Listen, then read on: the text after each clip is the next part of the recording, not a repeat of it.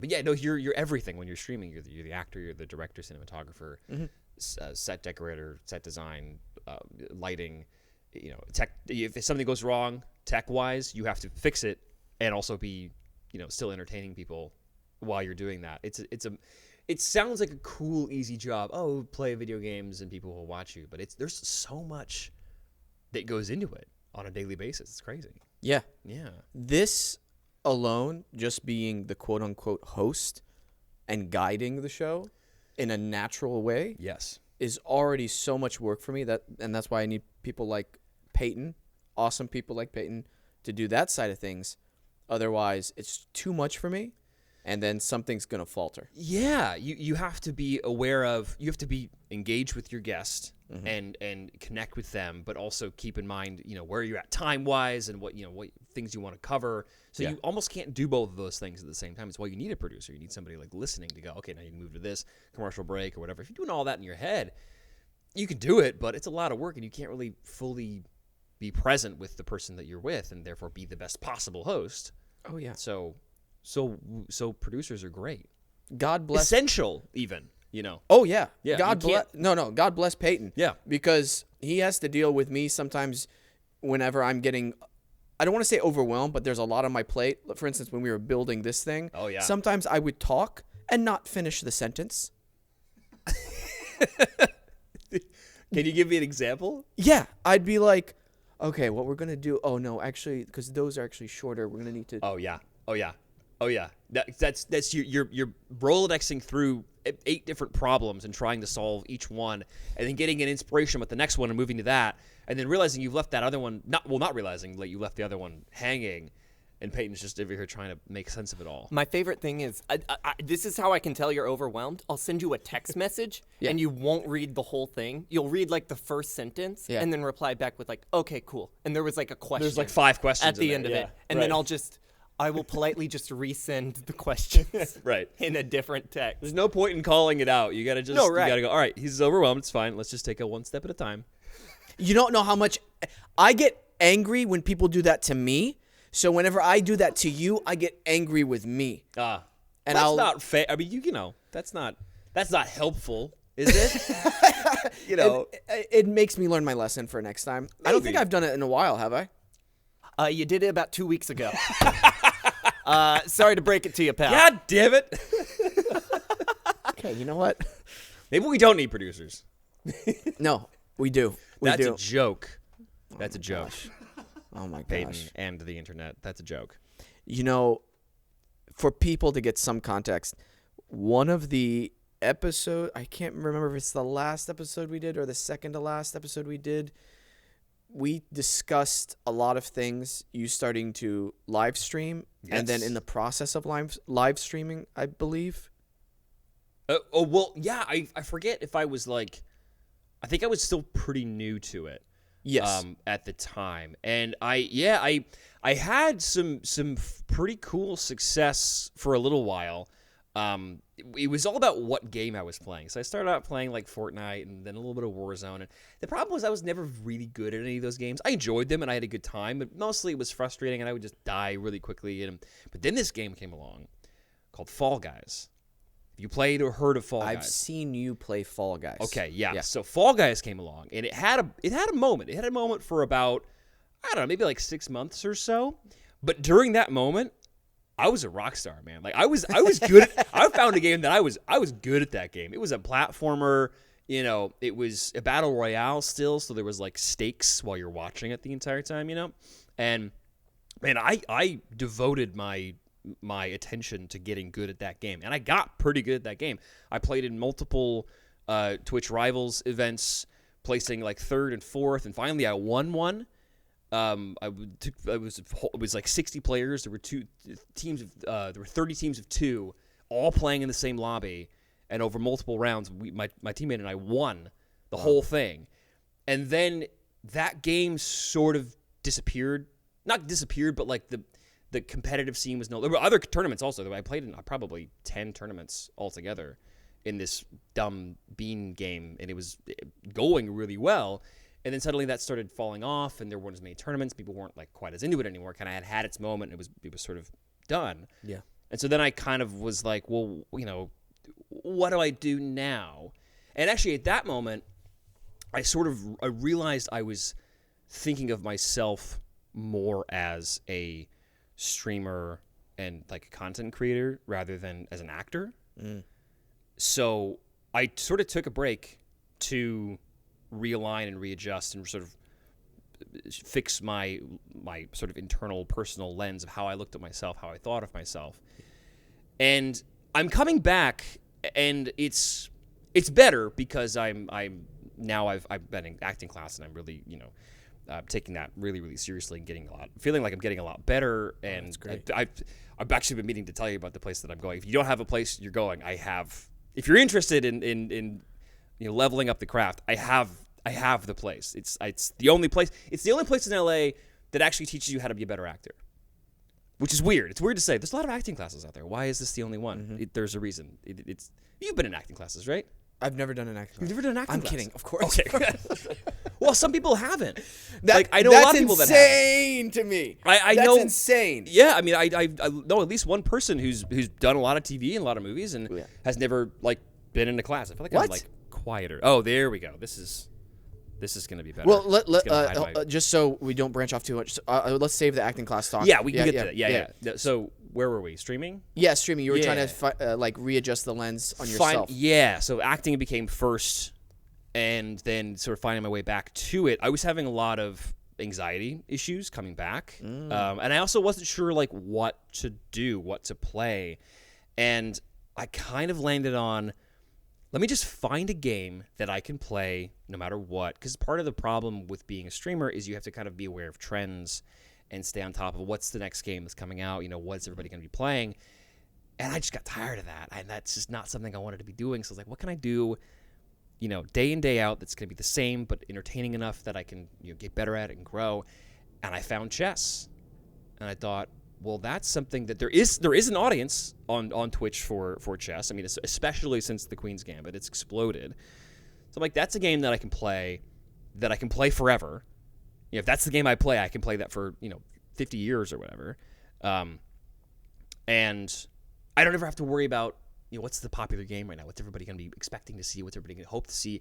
I might play a little bit. I might do horror games every now and then. I play a little Halo every now and then. But the thing I do mainly is I play chess, and that was it's weird because it's sort of a relief, but it's also like, well, now if I don't feel like playing chess, I'm sort of stuck in that. It's almost solved the problem, but then it wound up not really solving the problem because then I was stuck playing chess. So anyway, yeah, I'm finding my way back to it. Even still, I took like a 3 or 4 month break off of it because it was just, like I said, my perspective was off for myself, and so the COVID hit shortly after we did one of our last episodes. That's true. Yeah, and we had talked about going ghost hunting in Wisconsin. That's right. Yeah, I remember that.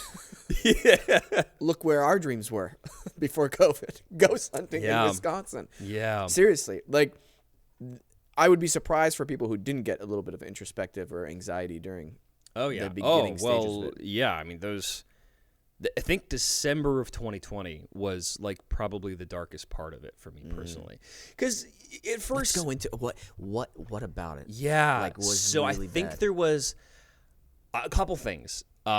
Initially, it sort of feels like you're staying in, and you make fun of it. You find a way to make it life. You find a way to do things. Actually, my girlfriend and I played a game called Gloomhaven. And it's just like dungeon crawler. It's like Dungeons and Dragons, but you have cards and play. It's very, very in depth, and you're buying shit and you're exploring this. It became our day job. But you find things like that to sort of keep your sanity. And then there was a little part in the summer where I think everybody kind of thought it was gonna be back to normal. And I let myself believe that it was gonna be back to normal. 2020, you didn't know. First you thought it'd be a couple months, and then you're hearing summer, maybe it's better. And then winter was no, now it's way worse.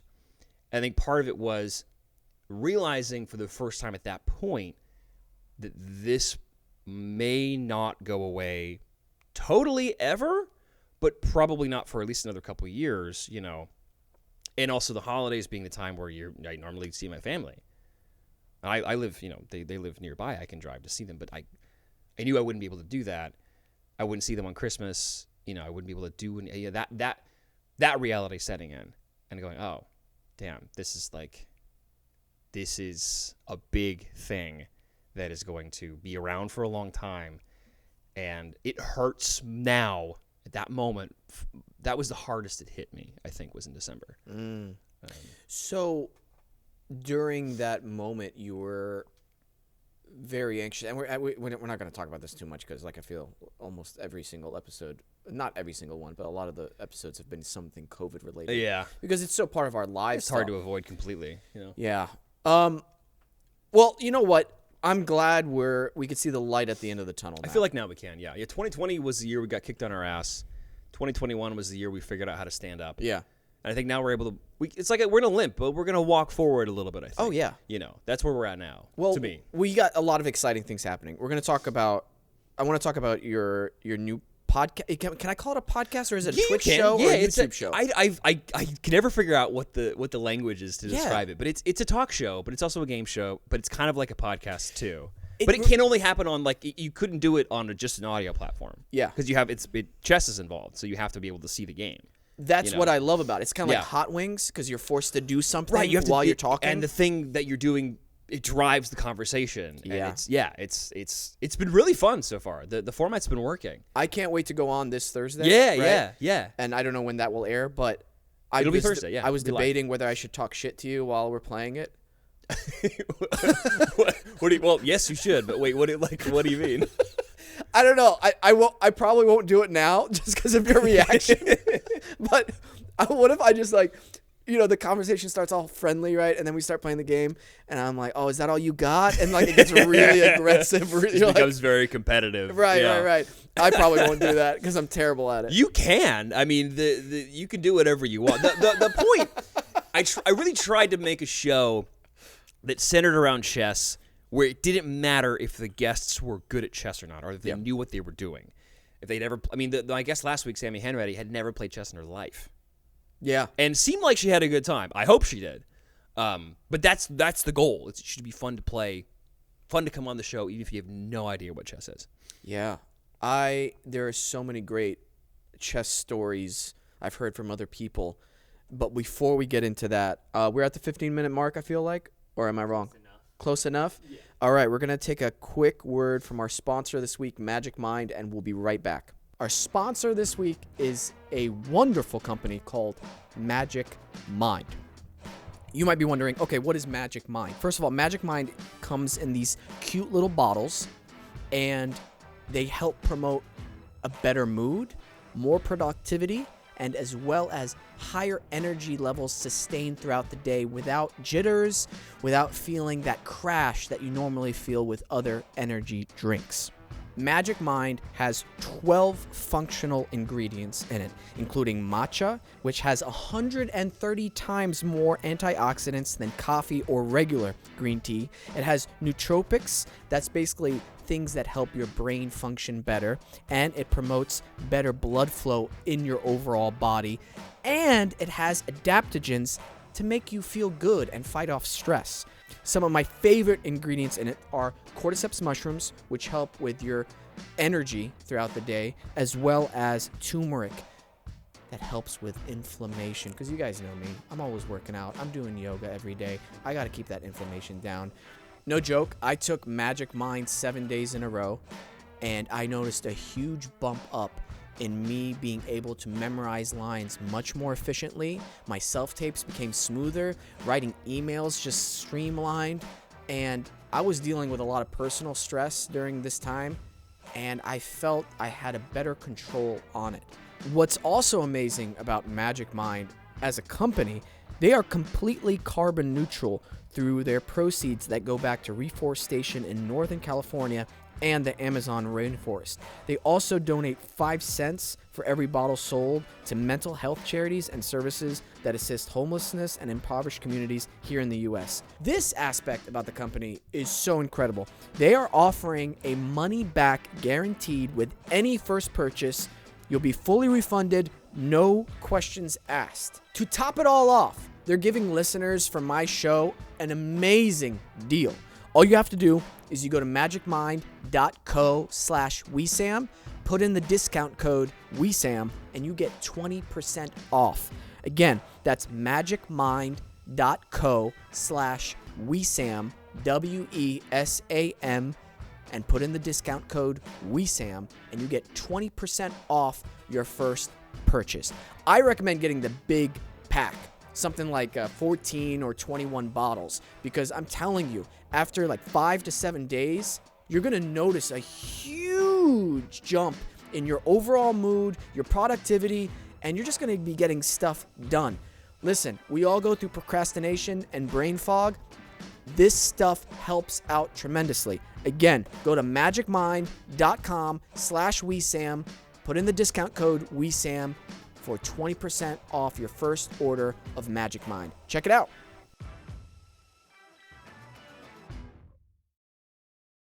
So, I want to talk about this acting class that you've been into, because I always have an acting class that I recommend to people that I love. So I'm really curious to hear about yours. Okay. And then I'll tell you about mine. Okay. Yeah. So mine, I found through my girlfriend, actually, because I was working with her on her self-tapes, and I was seeing her get better. And that's not something I'm used to seeing in actors in general, but and then I have to go, I'm like, wait, am I getting better in that way? I mean, am I making progress like that? And I wasn't really sure. And so eventually I had to try this place out because she was raving about it nonstop. And so I'm like, all right, let me see what this is about. And what it's about is, most acting classes, or every acting class I've been in up to this point, is sort of like, if you want to get better at basketball, sort of as a metaphor, most acting classes are, you go and play pickup games at your local gym. You just keep doing that over and over and over again, and eventually you'll get better. Well, the problem with that is that's not a really great way to get better at basketball, because you can't work on your free throw. You can't work on your dribbling. You can't just isolate those skills and work on just those to then bring it to the game. You have to be constantly in the game, right? So that's what every acting class I've been in before this, that's what it is. You get a scene, you do the scene, you work on it, whatever. But that's sort of the game time. In the basketball metaphor, that's playing a game, right? What this is this guy has broken down all the components of acting. What are all the different things that we are asked to do as actors? Broken them down so you can work on each individual thing. Like basketball, you can work on your free throw, you can work on your three-point shot, but with acting, you can work on all these individual things so that when you do the scene, all of them just happen and fill in naturally. So he, more than teaching you how to be a good actor, he teaches you how to practice acting. And that, first of all, makes a ton of sense to me. And I also didn't have... Can you give an example? So it's like, I would like to give an example. The problem is he's kind of in the process of patenting the system that he's been working on for 15, 20 years. I can definitely tell you, I can explain it to you a little bit more. Can you patent a technique? If you can explain what it does and why it's important, if you can explain what it is, the theory is yes. And he's in the process of doing that, and it's very close. Because everybody that joins the studio has to sign this NDA and say you're not going to tell anybody else about how it works or what the techniques are. And it was, initially I heard her doing all this paperwork, and I was like, there's sheets and shit you get, and all these different stuff, and I was like, honestly, I've done that before. I've done the you write your character's backstory and everything, and I'm like, for me there was no way to inject that into my work. I would do that backstory, I would know that, but there was no way that it wouldn't find its way in. There was just no way to do that. There's a way, and this guy has figured out the way, and so now I can create somebody based on how they grew up. I can create somebody based on I know now how to play a farmer from the 1800s. There's a way to do that. I know how to think like a different person. There's all this stuff they just say, hey, do this. It's so many things. You can break it down. What's the name? William James is the name of the guy. Yeah, and it's here in LA. It's in LA. Yep. But it's what part? It's all online. Okay. Yeah, it's been online since the pandemic, since I want to say March of 2020. James. Let me write this down. And it's been online ever since. It's actually a nice format because the coach is getting to see you in the same very small space that casting sees you. Okay. You know, when you're in class working, he's seeing you through the webcam. Well, now everything's self-tape, or it's a Zoom callback or something. So, you know, you're getting to work, and they're getting to see your work as you know, casting will see it when you actually send out an audition or do a callback or something. No, that's not the guy. No. Okay, sorry. I'm not sure how much of it is like public at the moment. Like he's okay. All right. It's still a smaller operation, so they're not, you know, they're not publicly saying, hey, anybody that wants to come to this class, like they only have a handful of teachers, right? So they can't manage much more than the people that they have right now. Gotcha.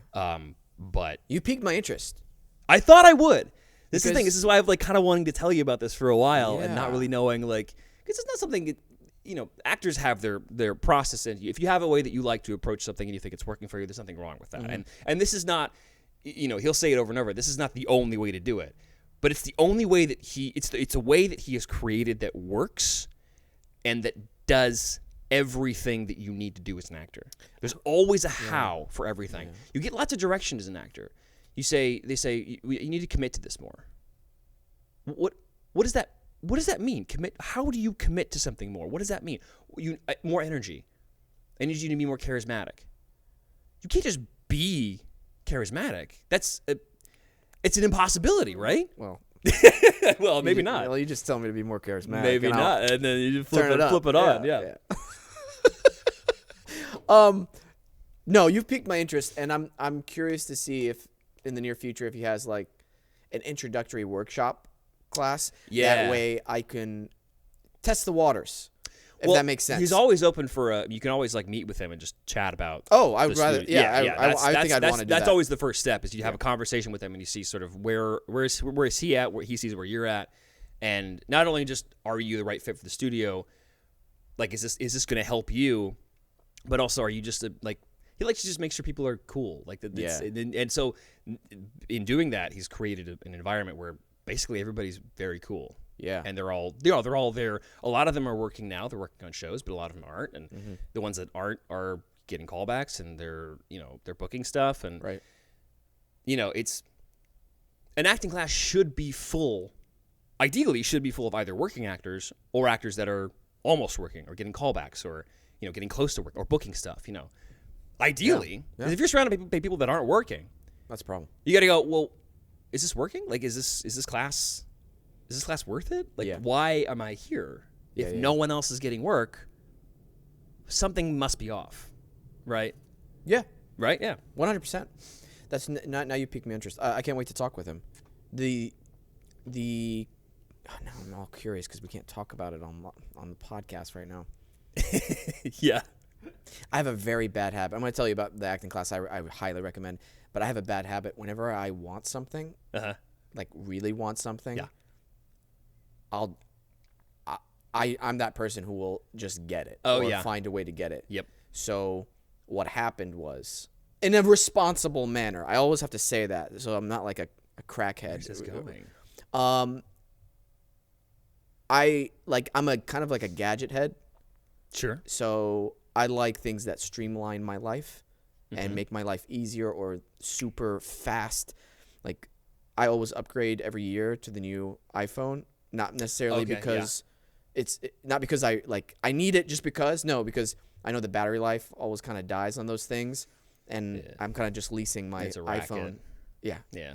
So I have AT&T has this great program where you kind of like lease the phone. Every 12 months you just upgrade. So I'm like, okay, cool, whatever. But I did it with the Tesla car. Oh, right, yeah. I sat in one and I was like, oh no. Oh no, I want this now. Yeah. And it just makes sense to me. Yeah. I'm going to have to get it now. Yep. Because it's that good. Yeah. I'm in the same camp as far as Teslas. I want one. I would like to be on a show before I do that. But well, that's what I mean responsibly. Right, exactly. Yes. Because I used to do that when I was working a ton. I'm like, because I can. And now I'm like, I can't do that anymore. I have to like mature and grow and like resist that impulse. Ugh. I looked at it. There was also a lot of tax breaks when I bought mine, yeah. and then what I got from my previous car, and also at the time I was on a show, so I was like, oh, cool. There you It go. worked out perfectly. Easy. The acting class, dude. So Keep It Real Acting. I'm not sponsored by Real, them or okay. at anything. I think I've brought them up a bunch of times on the show. The teacher Judy Kane owns the studio. She's a working actor as well as that teaches. Uh-huh. She does a lot of commercial work and does some great guest spots on TV, and she's consistently working. And I took the advanced scene study class with Stacey Edwards, who is it's a Meisner-based scene study class. And what I love about it is it's not that one of those classes where you go there and you're going to feel good about yourself even if you did a crappy job. You're Right. going to go there and earn praise or earn like the work. So if she calls you out, if you're not listening in a scene, if it seems like you're not present in the moment, or if you're prepping too much and it doesn't feel organic, and that's what I love about Stacey. She calls you out immediately.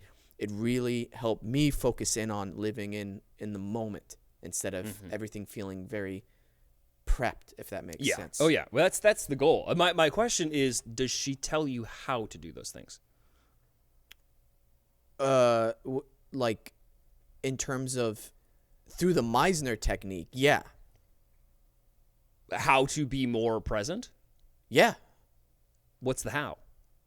In terms of being more present? Yeah. Listening. How do you? Yeah, but listening as who? You. Good, but what if you're not playing you? Well, then as the character. How do you do that? As the character? Yeah.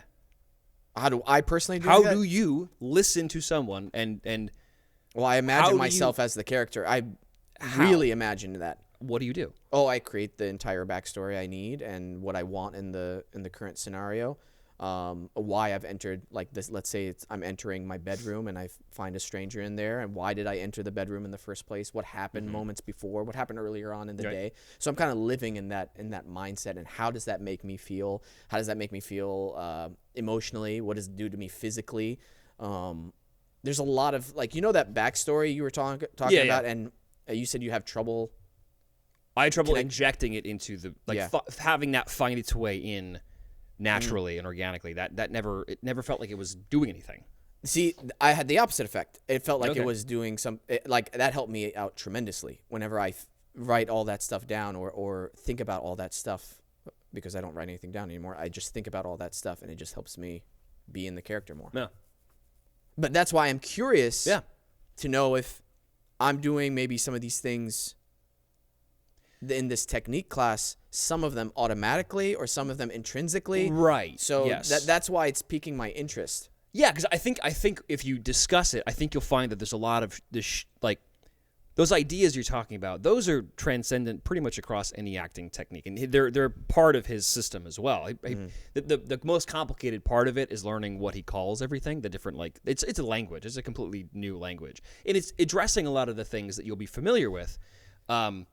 But it will also address things to me, it will address things you maybe haven't thought of, or it will give you different ways to do those things where you say, I think about, where I was before, what I want in this moment. It will give you ways to work on each of those things individually, so that when you do it, it all just happens. I would love right? to have him on here.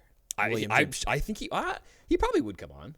Once he patents it and Yeah, everything. once it's like all totally. Because that I'm always open for new. I'm not that person who's like, this is my. I've got my way. No. Right. I'm kind of like learn everything, learn how to Totally. evolve and let you change as a person. So that's why when I hear something new like this, I'm like, ooh, this is nice. But what I love again, the thing with this Keep It Real studio, there was no BS about it. I went to a lot of acting classes beforehand where I felt the teacher was there to keep students just for the sake of keeping students. Yeah. I don't know if you've encountered classes like that. Yeah. It's this inherent, and he's actually fixing this problem at the studio. They're fixing this problem, but it's the idea that an acting teacher wants to make, or you go to an acting teacher to get better at acting, right? So that you will get more work, Right. But the teacher is financially invested in making you not get work, because if you get work, you won't come back. That's necessarily. Maybe not that- all the time, right? That's a perspective thing, I think, on how you it approach can the be. craft. It totally can be. Yeah. Though. Like that's just a weird. Because when you get, it's the goal, but once you get work, if you go and do a show for 6 months, you're not in class, and then you're not paying them to teach you to get better. It's a really, it's a tough dynamic, right? I'm in a different camp, so maybe that could be the camp for some people. Because when I was on a show, I was still going to acting class. Oh, so would I. I mean, I would still go to this place as well. I mean, the place that I'm at now, I would absolutely still be going there, and that's part of that's part of the idea behind it. Is you're never not out of class, even if you're working, you're never out of class. Right. Because an athlete is always training. Exactly. Yeah. Why would you not train constantly? The best chess players in the world have coaches, and they're training constantly. Like just because you're good doesn't mean you can't get better, or you don't need somebody watching you to make sure you're continuing to get better and doing your best work. Like, of course, I think we're on the same page as far as that's concerned. I think that's just a problem with a lot of actors and a lot of acting studios is. If you get a job, you sometimes don't think you have to work anymore. You don't have to go back to class, and so it's just a strange dynamic of like the point is to get you work, but once you get work, a lot of the times it means you don't come back to class, and it's a tough position that a lot of acting teachers find themselves in. Yeah, I don't know. Well, this is exciting. We have two new for our listeners, 2 acting schools to go check out. William James, and Keep It Real Acting. Yeah. That's really cool. Yeah. The Mate. Yes. Mate, the chess podcast, the chess show that you're doing. There is this great story from comedians getting coffee in cars. Is that what it's called? Coffee. Oh, the Jerry Seinfeld thing? Yeah. Yeah. Comedians in cars getting coffee. Yes. Yeah. Okay. The guy who plays Kramer. Oh yeah. Yeah. Have you heard his story on the chess savant he came across? Oh, yeah, the guy in the park, right? He was like, I remember that story. I don't remember how it went very well, but I remember that story. Yeah. So he comes across this guy who seemed like a little crazy. Yes. And he was like this savant chess player, and he's like, let me play you. And then finally he's like, okay, I'll play you twice, and then if I beat you twice, I don't play anymore. Yeah. Right. So he beats him twice. And then he's like, come on, one more time. He's like, no. And so he ends up like chasing after this guy. And he seems like the crazy one now because he's like, let me play chess with you. So it's like the role chasing a guy through a park. Yeah.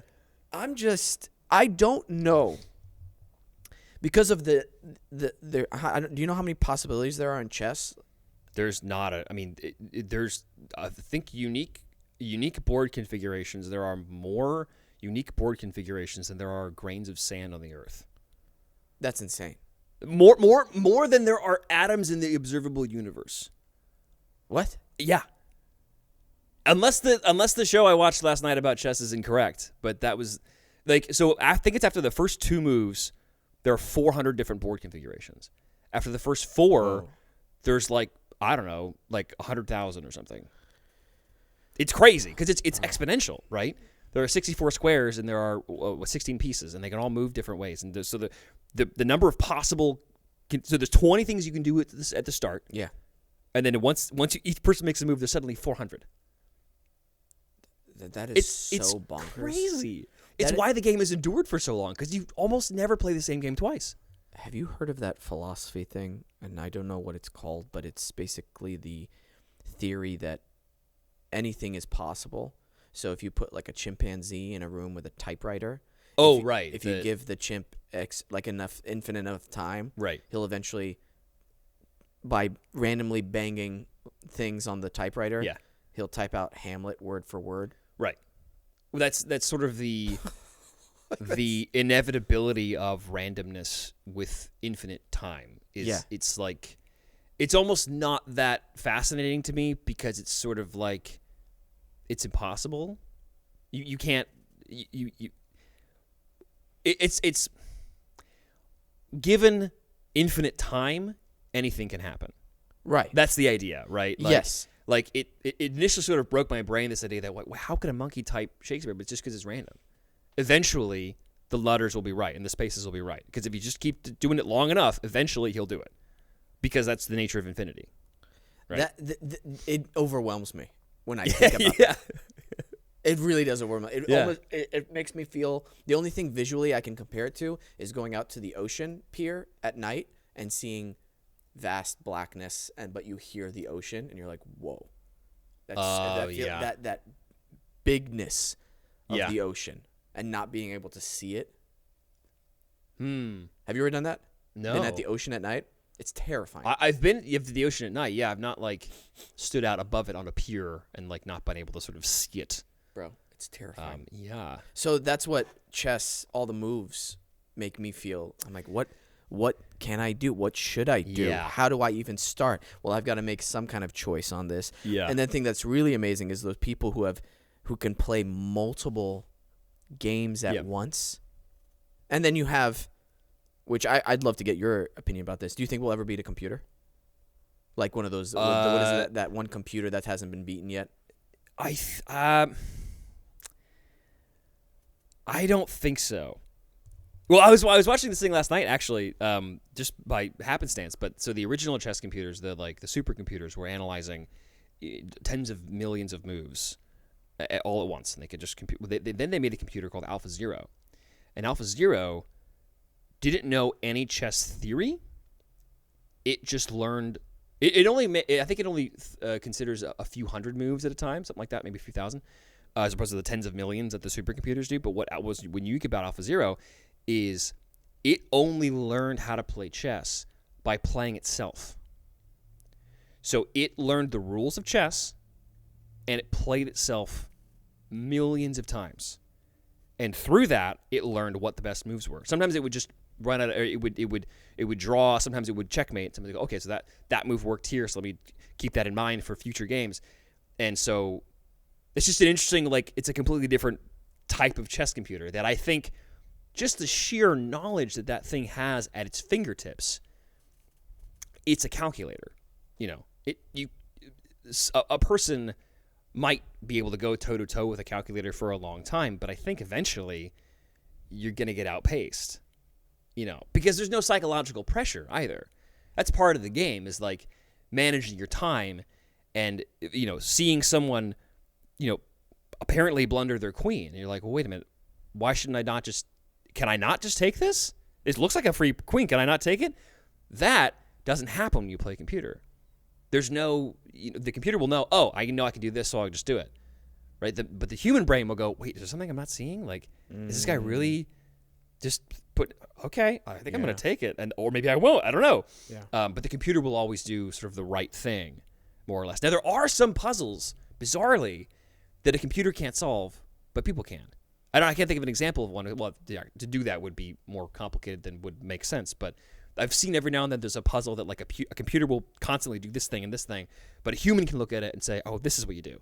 Weirdly, for some one or two things, there's one or two circumstances out there in the hundreds of billions of trillions of trillions of trillions of chess configurations. There's a couple out there that people could do better than the machines.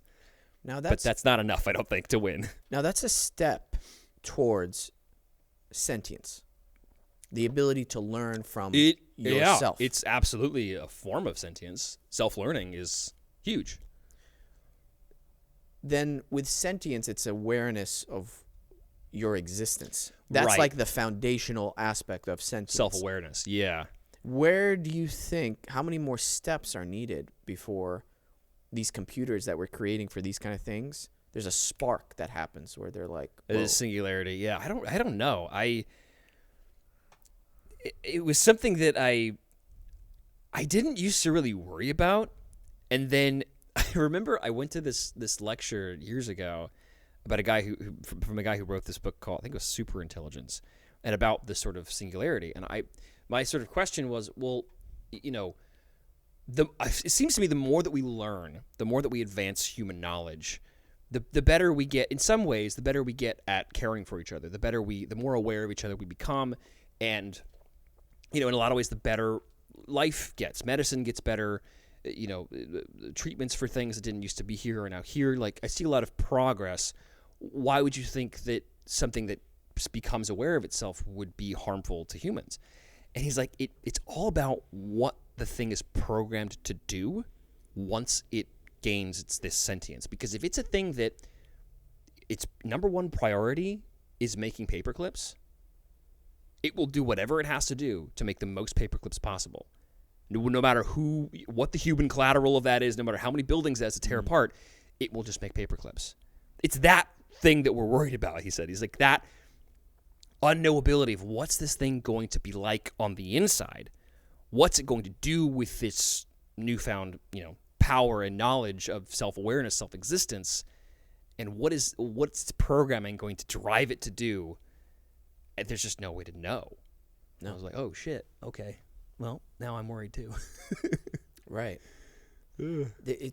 I don't know if it's hubris talking, to be completely honest, that maybe sentience is such a unique and so far out of our grasp in reality that we're like, oh, we're so close to creating sentience, when it's like we're really not. Because there's this spark, there's something special. Listen, I love pets. Now, I want to say that before I start off this topic. I love my cats. I have pets and I love dogs. But it always, and I know they have certain emotions and feelings to certain degrees. Oh, yeah. And it changes from type of pet and type of animal. Personalities, absolutely. Sometimes I look at a dog and I'm like, you're like a smart computer, okay? Yes. Yeah. That's, I love you. Or like a dumb person, Right. Like. And then other times I'm like, bro, how complex are your emotions right now? You're looking at me in a way that, am I imprinting my feelings on you or vice versa? It's hard to distinguish. It's impossible to know that, isn't it? Like with something that has eyes that can look at you the way that a human looks at another person, it's almost impossible to know if you are imprinting or not, isn't it? Because you've seen those videos where the cats and dogs, they touch the buttons? Yes. Yes. Okay. It's easy to put an emotional reaction to their physical wants and needs with those buttons. Because I think for the most part, they're like, okay, I know this cue makes a sound that I identify visually in my mind with this. Right, yes. Okay, cool. That's what the cat or the dog is doing. Yeah. But then, like, I look at an orangutan. Or like did I say it right? Orangutan? Orangutan? So. Yeah. I think so. There's no G at the end. That's the thing people always mess up, right? Like they say like tang. Oh, orangutan. Yeah. It's not tang. Right? It's not, I don't think it's tang. I think it's tan. Yeah. I think you said it right. I'm amazing. Yeah. Oh, yeah. Yeah. Or like a gorilla, and you'll see somebody interacting with a gorilla, and I'm like, whoa, there is something more going on behind the eyes. Yeah. It's not fully human, but it's almost there. Yeah. One thing that I am not a psychologist. I don't know if this is true at all, but it's something I think about, which is I kind of think language is the only thing that differentiates us between. I mean, certain there are some like cognition elements that maybe we have that we're a little bit better at. Our brains are a little better. Our frontal cortex are bigger, or whatever. But the real thing, I think, because when you think about something, when you think about what you want to say, if you want to think about how to describe something, if you want to think anything, do you think in words or do you think in thoughts? It's a weird question, but do you actually think in words? What can you discriminate between the two? What I mean is that for me, it feels less like I think in words and more like my thoughts are these shapes that I pick words to describe. Is it kind of like dreaming, where you're not really thinking in words? Is that the only thing I could? Yeah, kind of. Where it's more like I feel like I have ideas and impulses that I use language to express and communicate. Less that I come up with the words, or that I think there's something that precedes the words, is what I mean. I think that there is an impulse or an idea that I want to communicate, and I find the words to communicate it. But what I'm saying is, I think there's two steps. I think there's that impulse, and then there's the language. If you don't have the language, you can still totally have the impulses, right? You can still have those creative bursts or those ideas, but you don't have the words to describe them or to communicate them. So it's perfectly possible that an animal without language thinks exactly the same way that we do. Maybe less complex or not about as many different things. Maybe humans think about 100 different things at any given point, and some animals think about 50 different things at a given point. But they still, think in the same way. Maybe. I don't know. Maybe not. But I wonder if maybe that's more of a distinction than we give it credit for, this idea of language and being able to communicate these things that we think and feel, and that animals are thinking and feeling very similar things that we just don't know, because that would sort of explain that sort of phantom humanity that you see in the gorilla. This, like, it's a person, but it's not really. That kind of explains that, doesn't it? Like, it's sort of maybe it gets at that a little bit. Yeah, because when my cat gets hungry, I always thought about, well, it doesn't go, I want food. It doesn't say I want food because A, it doesn't know English. Right. It doesn't go because it doesn't. It's not right. It doesn't need to do that. It's just imagery. Yes. Of like, oh, I remember this feeling I was feeling in my stomach was. This is all instinctively by feeling, was quenched whenever I was at the bowl. And so it's the bowl with food image or video image of me pouring food in the bowl that it goes to, and it doesn't know how to express it other than a sound, a guttural. Right. It's like a baby crying. Right. And then it sees me, and then it's like, oh, yeah. So it's a very simple way of interpreting the world around you. Is the interpretation simple, or is the communication simple, though? That's a good question. I don't know, man. Maybe the communication is basic compared to other. Certainly, the communication is basic compared to humans. Right. But is the things it notices and the ways to solve that? I don't think that's any less, because the problem is very simple, right? And the problems that animals usually are confronted with are more or less simple, right? So the thoughts to get those things solved, the process from noticing to deciding and acting to solve that problem is fairly simple, but I don't think that process is too different from our process, where we notice something. We notice all the different things you have to do to build this thing, and we say all the things we have to do to build these things. We were thinking about more things, more complex things, building this, this hutch. What would you call it? It's not a hutch. This is an alcove. This is temple. A temple. Okay, I like temple. It's I don't know what we would call it. A den of. A den is good. I was actually thinking den. Yeah. Yeah, it's got there's the moss, on the walls, and there's a very nature. There's nature vibes in here. It's cozy to a certain it's degree. very cozy. Yeah. Yeah. I like it. I don't know, man. By the way, we got to tell people we're not high right now. We're just I'm aware of. Yeah. No, I don't know. I don't know what's in this seltzer, but it's very good. The fumes from the glue we used. Oh, potentially, yeah. Maybe a little bit. Man, I love this type of thinking because. No, I shouldn't say that. That's gonna get me canceled. All right. Yeah. You know how many times you can tell me after. Yeah, I can tell you after. I'm just thankful that I feel like all of us in this room have the mental capacity to think beyond to be flexible in our interpretive thinking of the way we act, and have such a heightened state of awareness that we're able to interact with things more positively, not only for ourselves, but the people around us. Yeah. And I think that's part of being an actor. I was going to say, like, not to sound like actors are great, but, like, it's part of your job. Yeah. Part of your job is to read a script or read a character description and go, who is this person at It makes it easier to empathize with people that are doing, awful things some of the time. Yeah.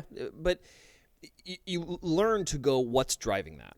Mm-hmm. You learn to take it a step further. And so it can't help but influence the way that you look at every interaction with every person. It's like, that person's upset. I wonder why. Yeah. Is it just the day they're having? Did they have a bad shot? Like, all those things go through my mind when I see somebody freaking out over whatever. Oh, yeah. I can't imagine being in public and screaming about something. So, like, you ever see those Karen videos? Oh, yeah. And it's just so out of my realm of possibility right now. Yeah. Where somebody cuts in line or something. I mean, maybe not cuts in line. There's a great Karen video I saw of a lady screaming in her driveway somewhere, I'm assuming the Midwest, but they were just setting off fireworks. It's the 4th of July, and they were just setting off fireworks in the street because it's the 4th of July. Right. She's like, I live here. Just screaming at the top of her lungs. And everybody's like, we were just shooting fireworks. Like, I know it's loud, but it's we know you live here. We've lived here for a long time also. We know that a communication breakdown happened. I don't understand that. It's because it's at least one level of extrapolation beyond what's going, because it's never about the thing that's happening, right? That's how your subconscious works. Is it's bubbling, it's doing its own thing, and then before you know it, it's coming out in a way that you don't expect or really can't explain. Yeah. So I imagine that her, while she's doing that, if she has any kind of introspection or self-awareness, she might have the thought, why does this make me so upset? She might not, think about that later and try to find a way to work through that. She may or may not do that. But I imagine it would seem strange even to her. I imagine that outburst, because that is strange. Like, why is this such a big deal to you right now? And the answer most likely is something else is going on.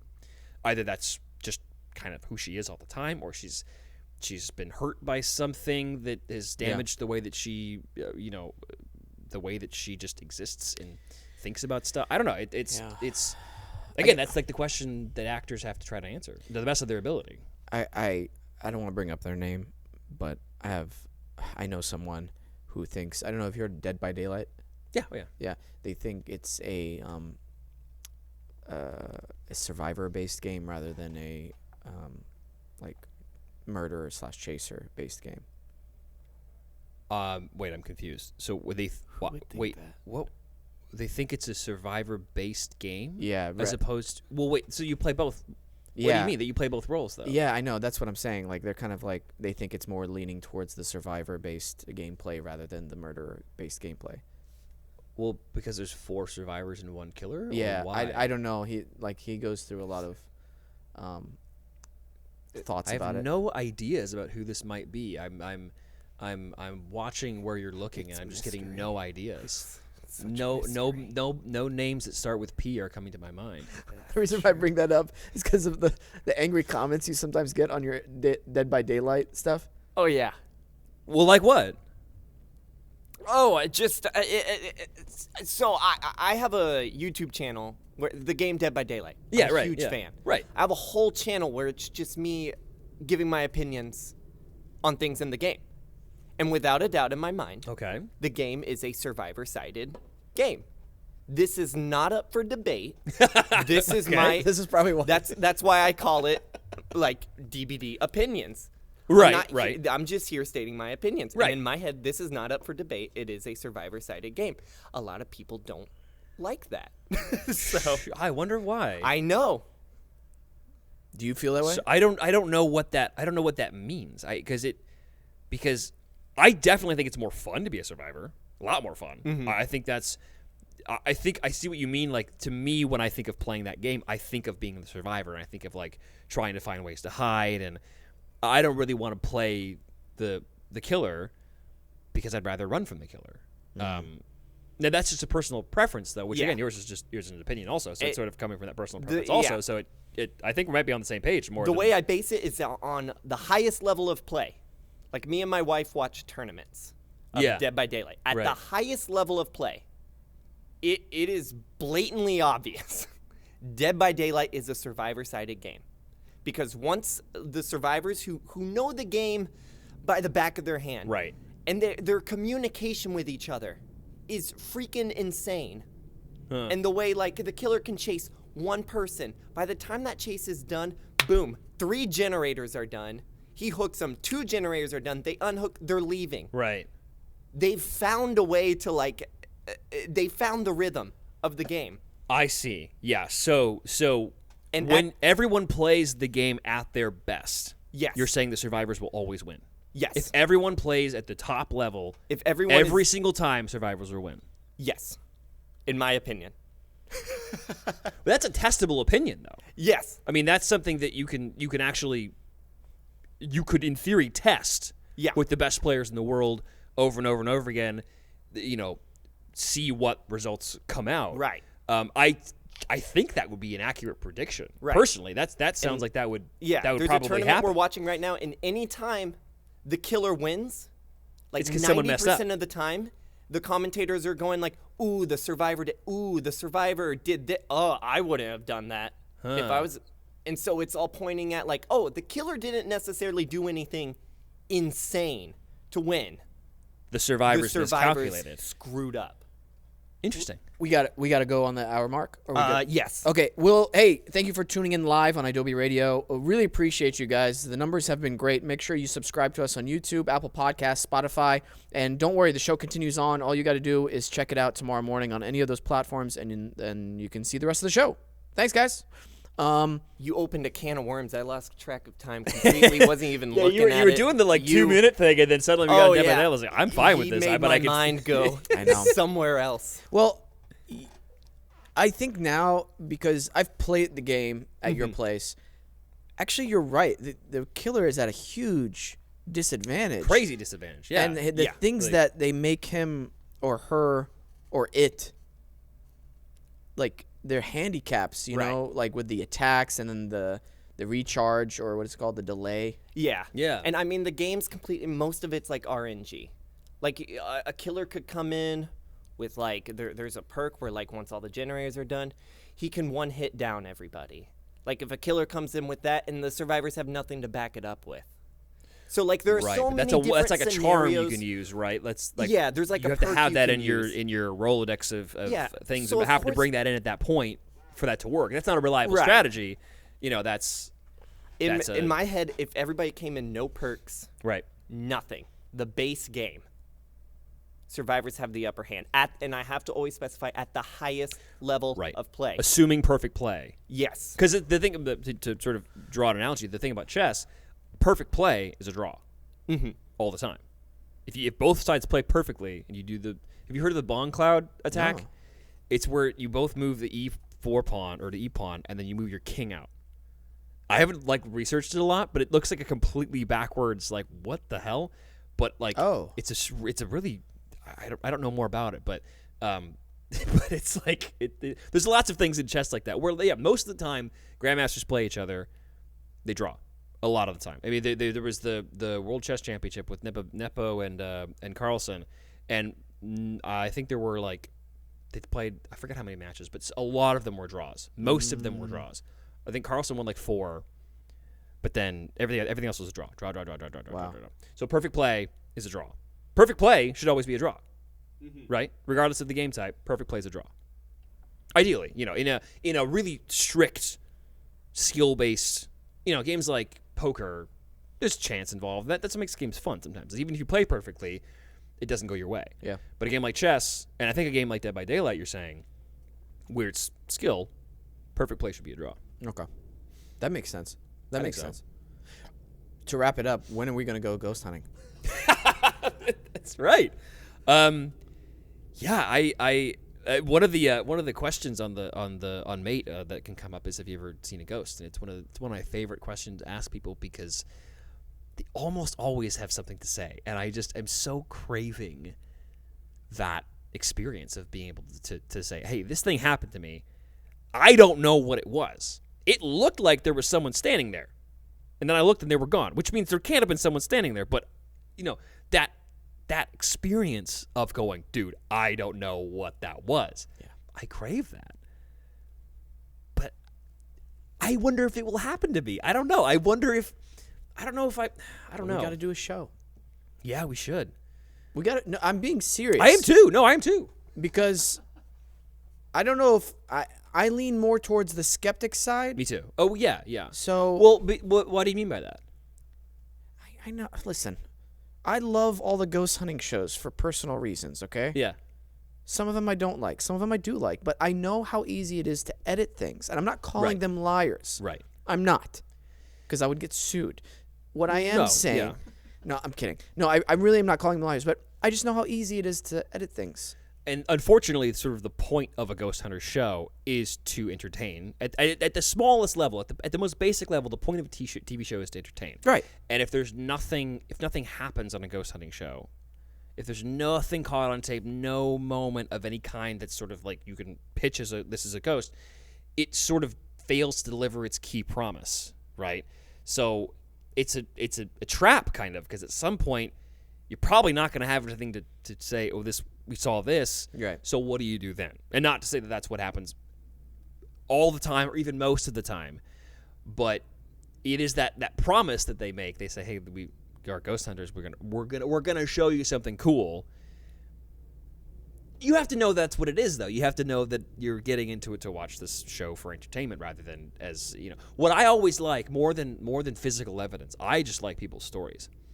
I like listening to people tell ghost stories or UFO stories or whatever, things that happen to them that they can't explain. Yeah. That's my favorite because there's no evidence to I can go, well, that's not, like, that's a smudge on the lens. Like, that's that's what orbs were or flecks of dust, It's like, that's not. But when someone says, like, I was sitting here and suddenly there was just a bright light that, like, shot toward me, that's not a fleck of dust. Like, what the hell was that? I don't know. Right. That's more interesting to me. I start getting a little psychologist on. Well, on sure, this, but what's interesting is that there are some elements of this ghost phenomena, right, that are pretty consistent from story to story. It's sort of like maybe a couple different things are happening, but something is happening. People are seeing things. It's not that the thing is, whether it's in their mind or not, they're seeing it, right? Yeah. So that makes it real. They're experiencing it, which makes it real. Whether it's physically observable beyond their perception or their experience is another question. But what they're seeing in that moment is real. To me, I think so. Oops. Because it's everything is subjective experience. All of even when we look at data points, we're looking at data points through our own subjectivity. So we're seeing data points through our subjectivity. You cannot remove human subjectivity, I don't think. That's the only objective truth, I think, is that you can't remove subjectivity, which is an impossibility. But Whoa. that blew my mind a little bit. Yeah. Because you can't say you can't say something is objective if everything is subjective, right? If I'm saying this thing is objective, I'm also saying everything is subjective. That one thing that's objective can't be because it's also subjective, right? Subjectiveness is based on perspective. Yeah, like I am. Right. So I see something. So if I see something, I'm the subject of that experience. That makes my experience subjective. But everything I do has an I. No matter what it is. So, I read, I look, I feel is subjective. Right. Everything is. So if I say this is an objective truth, I'm still saying that. A subject is still saying something, which makes that objective truth still subjective. That's all the time we have today. My mind was just like, we're going to have to read this part. I'm done for the day. But that's what's so cool about ghost stories is that, like, people see something, and when they see it, it's real in that moment. To them. Right. To them. They are seeing it. Yes, I can agree with you on that they feel it's real to them. Well, but so I think there's still a twinge of it's not real to anyone else. It's not real because it's not real to you. It's less real. Right. Of course. I don't agree with that, though. You don't think it's less real to me? Well, to you potentially, but why is there? Let's see what I'm trying to say. I'll give you an example. Okay. And I'm not saying you're wrong, but here's an example of why I'm right. Right. Okay. If a homeless guy just busted through the door and he's like, I saw a ghost in the street, and he walked out, right? Right. Classic tales all the time. Right. Maybe he Happens wasn't all the even time. like that. Maybe he was like, I saw a ghost. Please help me. There's a ghost in the street. Mm-hmm. I'd be like, oh, all right, man. Let's just calm down. Like, I would try to calm him down, but I don't think he saw a ghost in the street. I think he's You don't think he saw a ghost in the street? Absolutely Why not? Because he's obviously, like, not mentally all there. How like, do you know? Well, what if that's why he saw a ghost? There is no way a homeless guy, like, I'll give you this. The chances of him seeing a ghost Why? are as big as the chimp typing Hamlet in a room. Why? Bro, you are way too trusting. You're going to get your Social Security number stolen. I wouldn't give him anything if he asked me to help him. No, What but, I'm like, saying, you would believe him? there's nothing you can do or say. There's no point of data you can say to say that he did not see a ghost. When he says he saw a ghost, he's describing to you an experience that he had. Here's what I'm saying. Here's what I'm saying. I'm not saying. Hold on. I'm gonna get the whole So this homeless community guy walks in the door and says, This guy walks in the door. It Yeah. says the ghost of Napoleon is in the street. Mm-hmm. If you looked at the street, you probably wouldn't see the ghost of Napoleon. But if he looked in the street, he would see the ghost of Napoleon. That Maybe. makes that real. What if he's lying? Well, then he's lying. That's what I mean. So you think he's lying. Absolutely. So you think it's impossible for the brain to fire in such a way for some combination, some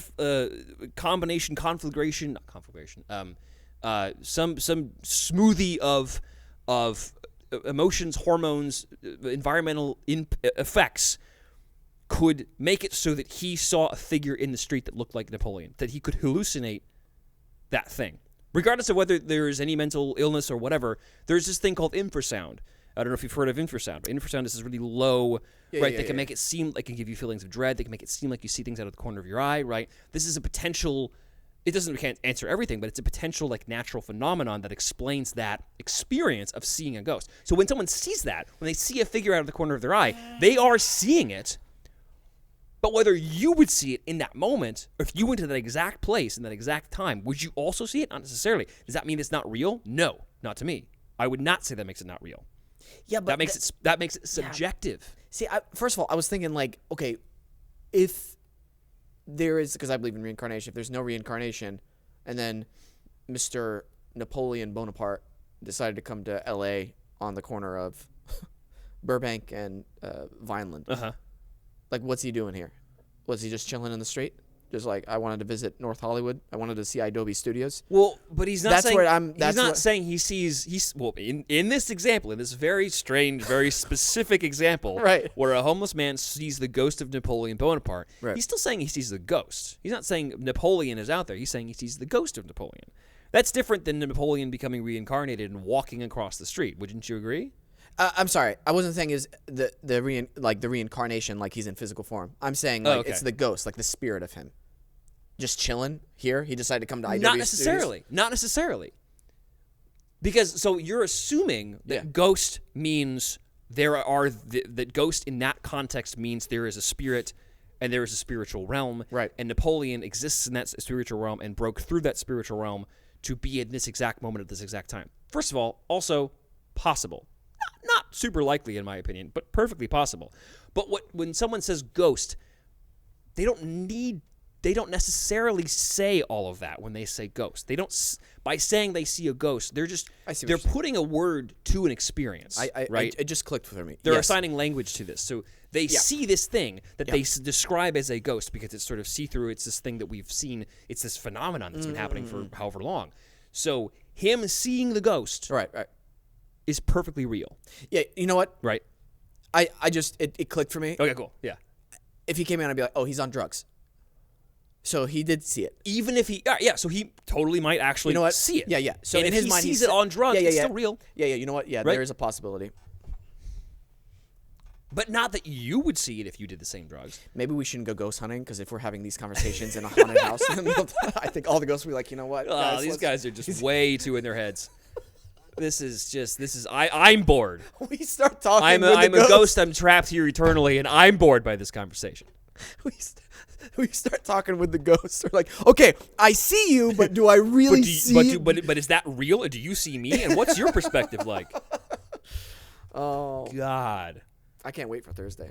It's going to be fun. I know. It's going to be fun. I'm really excited. Really excited. So do you have any like chess knowledge or experience or anything? Just a little bit. Okay, cool. Right. Not like crazy. I'm not like a avid player. Okay.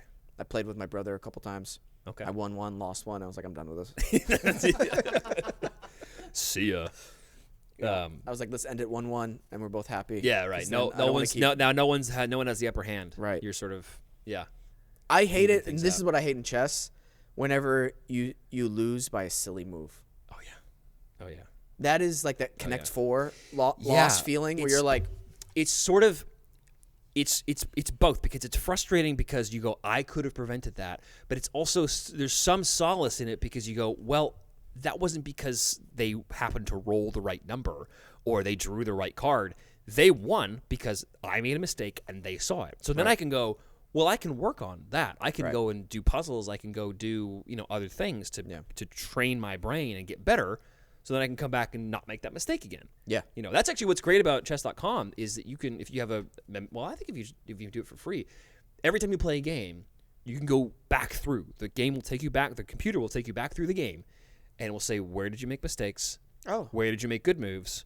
And you go to the mistakes and you go, what was the better move here? Try to find the better move in this exact position. Yeah. It's awesome.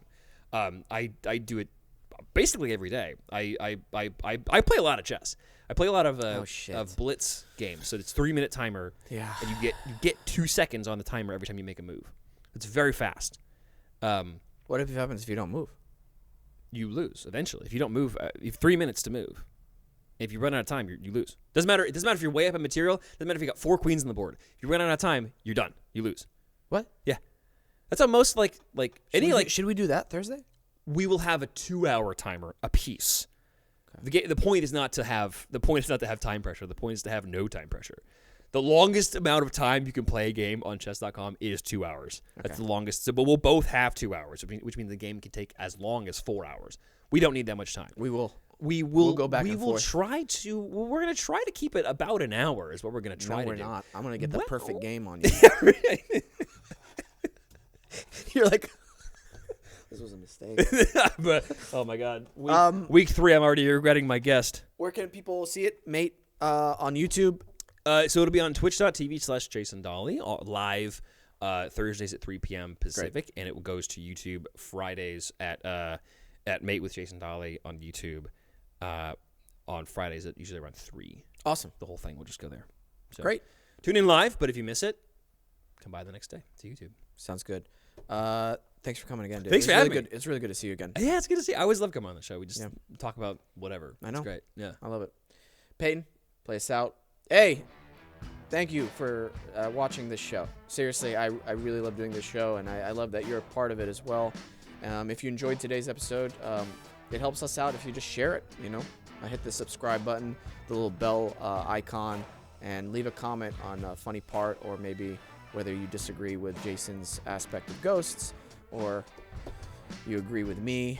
Probably not. I'm trying to think what else. Yeah, thank you guys. I just really appreciative mood nowadays. Make sure you check out Peyton's YouTube channel, Dead by Daylight Opinions, DBDL Opinions. Sure. DBD Opinions. Is that what is it? Dead? Oh, DBD Opinions. Great. I was scared to say something else, like something naughty for some reason. I was like, deep. Anyway, all right. Hey, always remember, listen, think, and talk. Don't get canceled. Bye.